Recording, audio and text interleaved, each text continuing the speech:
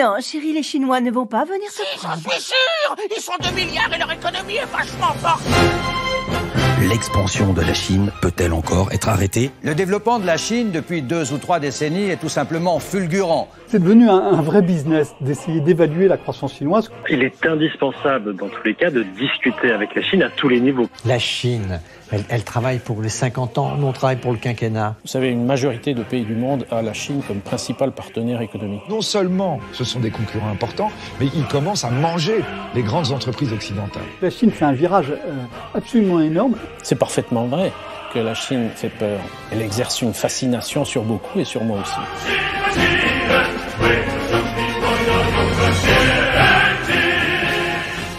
On parlait d'aérospatial il y a peu de temps encore dans ce podcast. Il faut dire que c'est un secteur en pleine accélération. C'est aussi dans le ciel que se joue la guerre technologique, avec la conquête de l'espace, avec la 5G, avec le GPS aussi.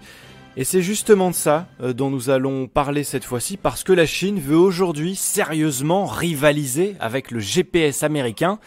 Mais comment, au juste, va-t-elle s'y prendre pour conquérir des parts de marché et pour conquérir le monde? C'est bien ça son objectif à terme. Bienvenue dans ce nouvel épisode de Chine Tonique. Notre invitée aujourd'hui, c'est Isabelle Sourbès-Verger. Bonjour. Bonjour.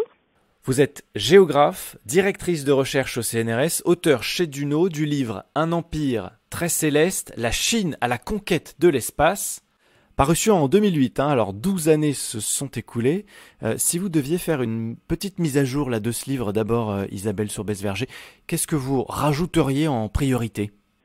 Alors, ma première remarque, ça serait que finalement, dans le spatial, tout est quand même très long. Et même si entre 2008 et 2020, bien des choses ont changé dans l'environnement, avec l'apparition d'acteurs privés, avec, je dirais, une nouvelle impulsion des États-Unis sur des systèmes beaucoup plus petits, beaucoup moins chers, etc., et ce qui est valable aussi pour le reste du monde. Dans le fait, si vous regardez la liste des programmes telle qu'elle est évoquée dans cet ouvrage de 2008, qui est maintenant bien ancien, eh bien finalement vous trouvez Beidou, vous trouvez les ambitions spatiales de la Chine sur la Lune, etc. Donc en fait, ce qu'il faut bien voir, c'est que le programme spatial chinois s'inscrit dans la continuité. Alors aujourd'hui, évidemment, si je devais faire une deuxième édition, je changerais pas mal de choses parce que les réalisations sont faites et puis parce qu'il faudrait à nouveau que je me projette dans le futur. Mais globalement, ce que je veux dire, c'est que la continuité est quand même peut-être une des caractéristiques les plus marquantes du programme spatial chinois.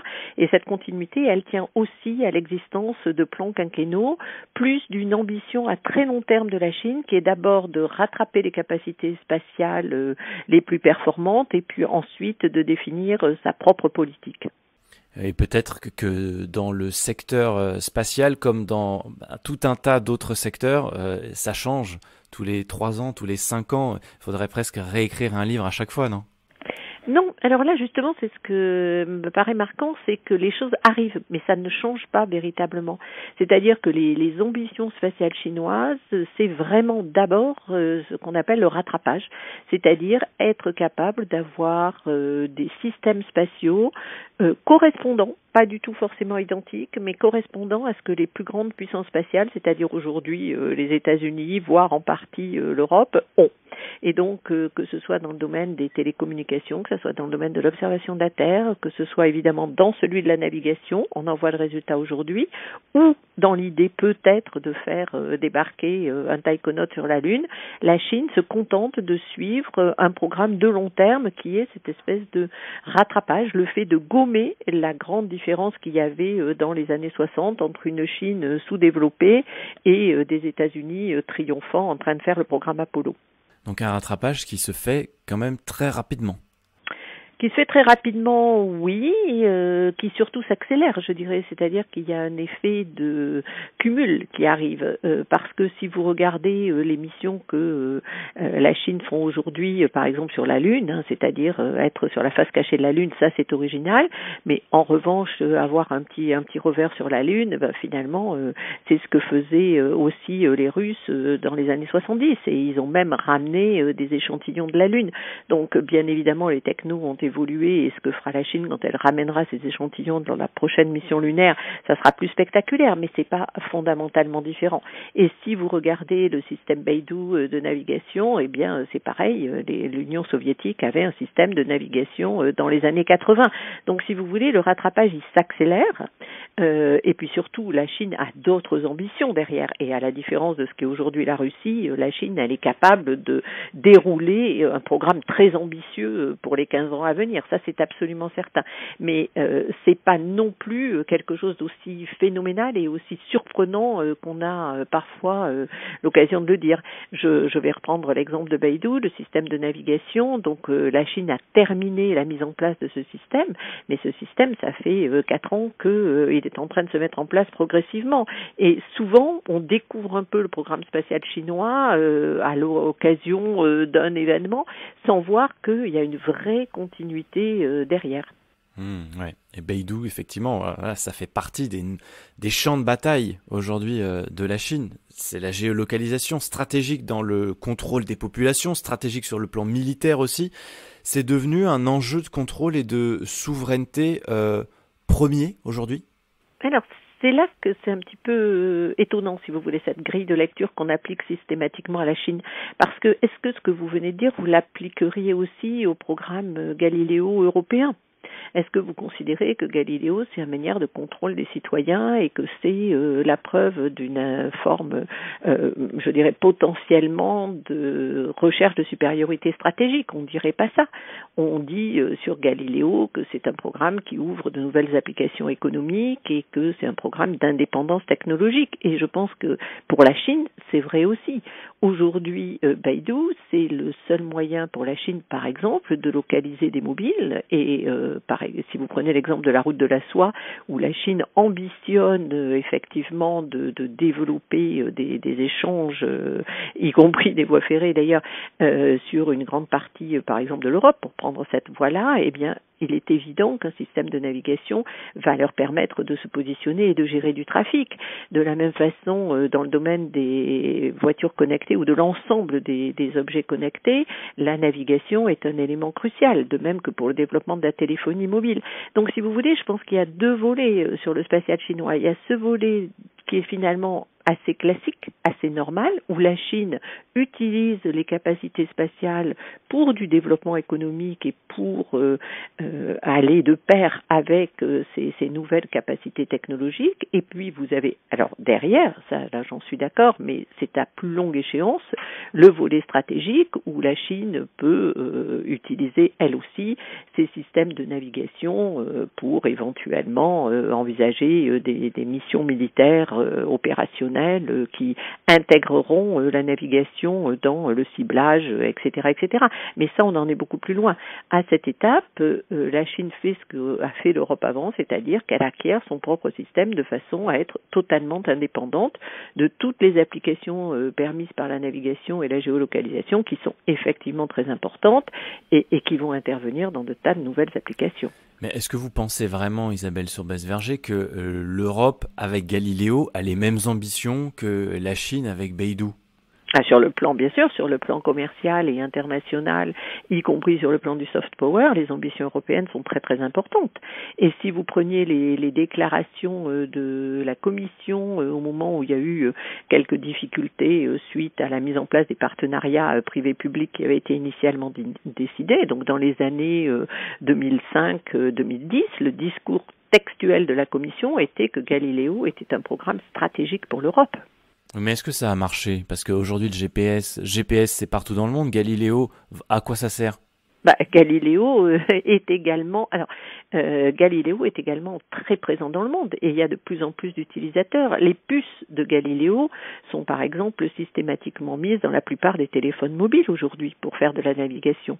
Ce qui existe aujourd'hui, c'est un grand système GPS qui a le mérite de l'antériorité et surtout le bénéfice d'avoir été au cœur de tous les développements d'utilisation déviée issus de la géolocalisation. Donc ça, vous avez le GPS.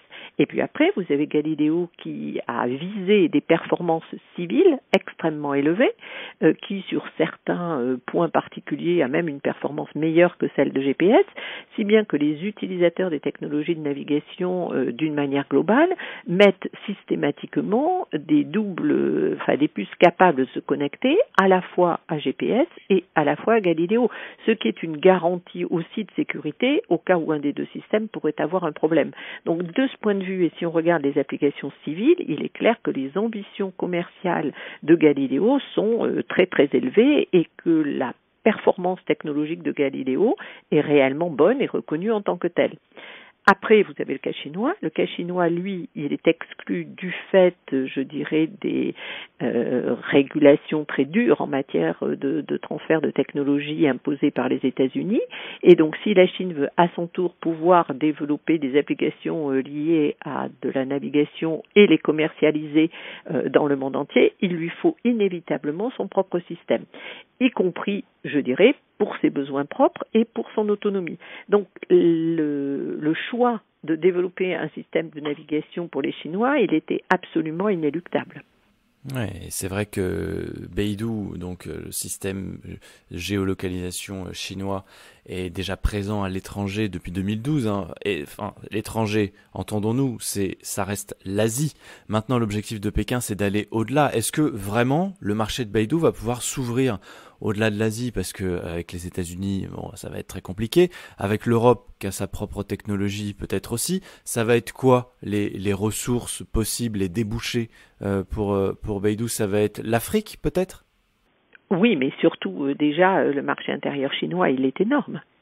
Je veux dire, si même Beidou ne faisait que faire en sorte que finalement les Chinois n'utilisent plus ni GPS ni Galileo, ça serait quand même une énorme perte de débouchés. Donc quand on pense à la Chine, je pense qu'il faut jamais oublier qu'il y a des ressources internes qui sont suffisantes pour justifier d'un marché tout à fait fascinant. Alors, je ne pense pas du tout que l'hypothèse d'éliminer GPS ou Galileo des utilisations chinoises soit une hypothèse plausible, pour la raison que j'évoquais précédemment, à savoir que vous avez toujours besoin d'un système de secours en quelque sorte, et que de toute façon, faire des échanges mutuels et utiliser des puces de Galileo /Beidou ou de Beidou /GPS et aussi GLONASS, le système russe il existe toujours, et quand vous me parlez de 2012, en fait la Chine elle utilisait déjà le système GLONASS et elle avait déjà un accord pour avoir des stations GLONASS russes sur son sol. Donc aujourd'hui ce qu'il faut voir c'est qu'il va y avoir pluralité de systèmes de navigation. Il est probable que les Indiens d'ici quelques années auront aussi leur propre système de navigation. Les Japonais étaient intéressés mais je dirais que les Américains les ont un petit peu dissuadés, et donc ils font un système d'amélioration, mais pas un système autonome. Donc ce qui va se passer, c'est que vous allez avoir sur le marché international, pour les utilisateurs de ces services de géonavigation, une offre assez variée. Et derrière, l'avantage américain, si vous voulez, ça sera de limiter pour un certain nombre d'applications sur lesquelles ils ont la main, de faire en sorte qu'on n'utilise pas Beidou, de bloquer autant que possible ce recours à Beidou. Et du côté chinois, ça sera éventuellement, effectivement, d'acquérir un marché qui reste encore disponible, soit en faisant des prix moins chers, soit en proposant éventuellement d'autres fonctionnalités, mais là, pour l'instant, on ne voit pas encore très bien lesquelles.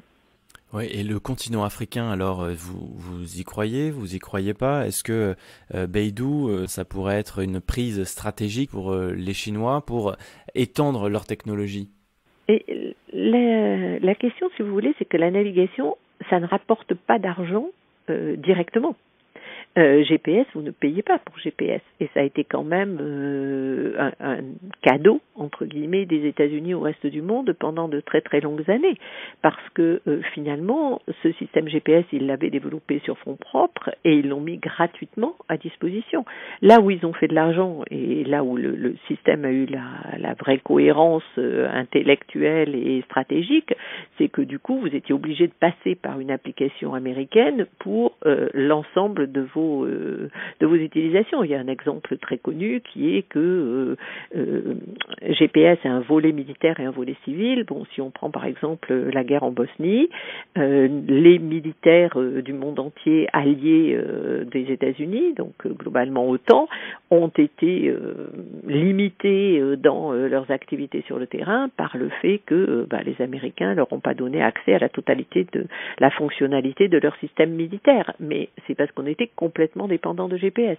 D'où l'idée qu'il fallait développer son propre système. Donc là, je parle de volet militaire, mais pour le volet civil, c'est pareil. Si vous imaginez que désormais les avions atterrissent et décollent avec uniquement des systèmes de géolocalisation, enfin de navigation et de géolocalisation, vous ne pouvez pas dépendre d'un système américain et donc dépendre des règlements américains, que votre assurance dépende de la fiabilité du système américain, etc., etc. Donc il n'y a pas de retour direct de GPS, il y a en revanche beaucoup d'implications indirectes, y compris des implications de pouvoir. Donc la Chine, par rapport à l'Afrique, elle espère pas directement rentabiliser son système Beidou, que d'ailleurs elle rentabilise largement avec ses propres applications. Ce qu'elle espère, c'est que finalement, s'il y a des utilisations dédiées qui se mettent en place, de l'Internet par satellite, tout ce que vous pouvez potentiellement imaginer, eh bien finalement, ce seront des applications chinoises qui utiliseront Beidou, qui seront proposées et qui seront acceptées par les Africains. Mais il n'y a pas du tout d'équivalent dans le domaine de la navigation des grands projets portuaires, d'infrastructures ou quoi que ce soit. C'est vraiment complètement différent dans la nature même du service de navigation. On parle encore de Huawei en ce moment, c'est toujours dans l'actualité parce que il y a ce débat sur est-ce qu'il faut laisser un acteur chinois comme Huawei entrer aux États-Unis, entrer en Europe quand on parle de pareil de sujets stratégiques comme le sont la 5G. Est-ce que l'Europe pourrait un jour passer pour certains services de technologie européenne, Galileo, ou américaine avec le GPS, à des technologies chinoises ? La 5G, c'est un petit peu différent parce que la 5G, c'est pas du tout enfin, c'est une question de standard. Ça n'a pas de volet spatial particulièrement marquant. C'est-à-dire que oui, on pourra utiliser le spatial pour les télécoms comme on l'utilise aujourd'hui, mais les deux sujets sont découplés. Donc le marché, en revanche, de la 5G et les normes de la 5G, c'est un enjeu stratégique, commercial et comment dirais-je, d'influence qui est beaucoup plus fort que ne peut l'être Beidou. Donc aujourd'hui, dans la mesure où les systèmes de navigation proposent tous le service gratuitement, pas ensuite les applications dédiées, mais l'infrastructure elle-même, c'est-à-dire le positionnement brut sans tout ce qui va avec en termes de traitement, l'Europe n'a pas d'intérêt majeur à éliminer Beidou de ses utilisateurs. Elle n'en a pas besoin. En même temps, c'est pas crucial de l'empêcher. Là où ça joue, c'est qu'est-ce qu'on va utiliser comme application chinoise qui, elle, va dépendre de Beidou et donc du coup sur lequel nous n'aurons plus la main. C'est ça la vraie grande question. Mais tant qu'on a un système alternatif, finalement, oui, il y a concurrence, mais ça fait partie malheureusement de la vie de l'ensemble des activités et des relations économiques, culturelles, etc., etc. Donc là-dessus, si vous voulez, la navigation, c'est qu'une petite partie du jeu global. Donc ça ne serait pas, selon vous, perçu comme un risque politique ou économique, pas autant que la 5G ? Ah ben bien sûr que non, oui, pas autant que la 5G. De toute façon, tant que, je me répète, nous avons Galileo, c'est-à-dire que nous sommes autonomes avec nos propres systèmes et qu'en plus ces systèmes sont quand même doublés par le système américain, de toute façon, tant que nous ne nous mettons pas dans la main des Chinois en ne dépendant que d'eux, il n'y a pas de problème direct pour les Européens. Il y a un problème de concurrence si un jour les Chinois commercialisent des voitures extrêmement performantes et qui séduisent un large public parce qu'elles sont peu chères et que ces voitures-là utilisent Beidou et n'utilisent qu'exclusivement Beidou. Donc là, potentiellement, vous avez un problème. Mais on n'en est pas là et on voit bien quand même le principe des droits de douane s'appliquer à un certain nombre de produits chinois quand on estime qu'ils deviennent stratégiques. Les panneaux solaires chinois subissent un certain nombre de taxes et c'est pas aussi stratégique que ne le seraient des voitures intelligentes ou des objets connectés. Donc pas de crainte non plus, selon vous, des Américains de voir grandir cette technologie chinoise et peut-être la voir devenir plus grande, plus influente, plus répandue que le GPS dans quelques années? Pas de crainte. C'est toujours désagréable d'avoir un concurrent qui arrive et qu'une alternative soit proposée à vos systèmes, parce que ça oblige clairement les Américains à continuer à assurer un service gratuit à hauteur, gratuit entre guillemets, mais non facturé directement à hauteur de ce que proposent les Chinois. Donc de ce point de vue-là, les Américains étaient très hostiles, y compris au développement de Galileo. Qu'il y ait un autre système que le système américain a proposé à l'ensemble de la planète, hormis le système russe, mais on sait que les Russes sont quand même peu, dévorants sur le plan économique. Donc pour les Américains, la fin de leur système unique, de leur monopole, ça a été un problème. Une fois que ce monopole est brisé, certes, moins il y a de concurrents et moins les Chinois sont présents, mieux ils se portent. Donc des craintes, il y en a, mais ce sont des craintes raisonnées. C'est pas l'idée que ils peuvent être mis à merci par les Chinois. Ça, on n'est pas du tout dans ce genre de registre. Si on parle de la navigation, ça peut être vrai dans d'autres secteurs, mais pas dans le secteur aujourd'hui de la navigation spatiale. Justement, si on élargit le champ, aujourd'hui, est-ce que, selon vous, la Chine a toutes les cartes en main pour prendre le lead sur le plan technologique? Alors, je vais rester sur le domaine que je connais, qui est le domaine du spatial. La Chine, aujourd'hui, devient un compétiteur réel par rapport aux États-Unis dans un certain nombre de domaines parce qu'elle est capable de proposer des applications alternatives et pas seulement dans le domaine de la navigation, ça peut être aussi dans le domaine des télécoms, ça peut être bien sûr dans le domaine de l'observation de la Terre et c'est même, je dirais, à terme sur le plan de l'espace habité puisque la Chine proposera une station spatiale, qui sera certainement pas de la taille actuelle de l'ISS, mais au moment où la station spatiale internationale cessera de fonctionner. Donc, si vous voulez, la Chine est présente dans le domaine spatial comme un second ou troisième grand acteur selon que vous considérez l'Europe dans la totalité des applications ou pas, puisque l'Europe a certainement un programme scientifique aussi performant, voire plus que celui de la Chine, mais qu'elle ne l'a pas, par exemple, dans le domaine des vols habités. Bon, ceci étant, il faut bien voir que l'avance technologique américaine dans le domaine spatial, elle est encore très importante. Et c'est assez logique. Les États-Unis aujourd'hui ont un budget spatial, incluant la part militaire, on va dire, qui se situe à 45 milliards de dollars. Je suis plutôt dans la fourchette basse. Là où les Chinois, dont on ignore, il est vrai, le budget spatial exact, mais qui, de l'avis général, en faisant des calculs et des déductions, le budget spatial chinois, il est au maximum à 10 milliards de dollars. Donc, si vous cumulez cette somme fabuleuse que les États-Unis investissent dans l'espace depuis 50 ans et que vous vous dites que le budget spatial chinois, il n'est véritablement important que depuis une dizaine d'années, on comprend bien que les technologies américaines sont quand même très au-delà, beaucoup plus performantes et beaucoup plus développées que ne le sont aujourd'hui les technologies chinoises. Ceci dit, tout le monde n'a pas besoin forcément de technologies aussi sophistiquées que les technologies américaines.